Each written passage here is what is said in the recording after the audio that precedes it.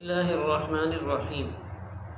آپ کے رشتہ داروں میں دوسرے نمبر پہ آپ کے چچا، جو والدین کے بعد قریبی رشتہ ہے، چچا، ان کا تذکرہ آتا ہے تو تاریخ کی کتابوں میں آپ کے 12 چچاؤں کا تذکرہ ملتا ہے کہ آپ کے چچا وہ 12 تھے۔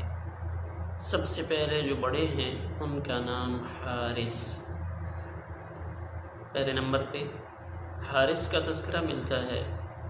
دوسرے نمبر پہ ابو لہب، اس کے بارے میں سورۃ لہب تبت یدا ابی لہب نازل ہوئی۔ ابو لہب کا نام عبد العزیٰ تھا۔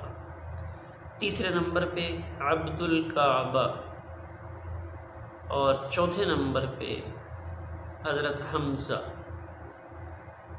اور 5ویں نمبر پہ حضرت ابو طالب۔ ابو طالب ان کا نام عبد مناف تھا،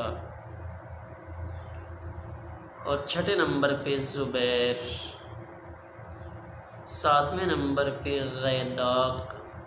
غیداق، غین سے شروع ہو رہا ہے اور قاف 2 نقطے والا ہے، غین یا دال الف اور قاف، غیداق۔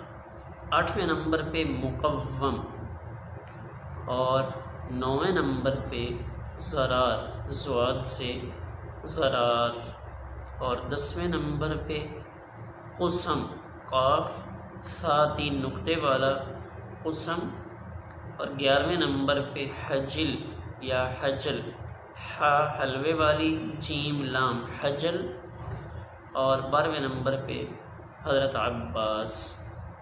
تو یہ 12 شخصیات حضور صلی اللہ علیہ وسلم کے رشتے میں چچا وہ بتائے جاتے ہیں۔ تاریخی روایات اس کی شاہد ہیں کہ آپ کے 12 چچا تھے۔ اب ان چچاؤں کی اولاد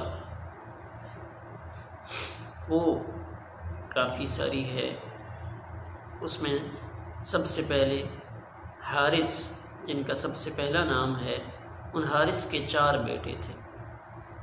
نمبر 1 نوفل، نمبر 2 عبداللہ، نمبر 3 ربیعہ، اور نمبر 4 مغیرہ۔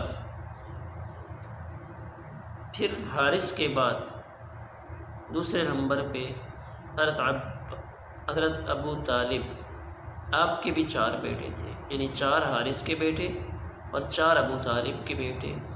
نمبر 1 طالب، نمبر 2 عقیل، نمبر 3 جعفر، اور نمبر 3 حضرت علی، حضرت جعفر اور حضرت علی۔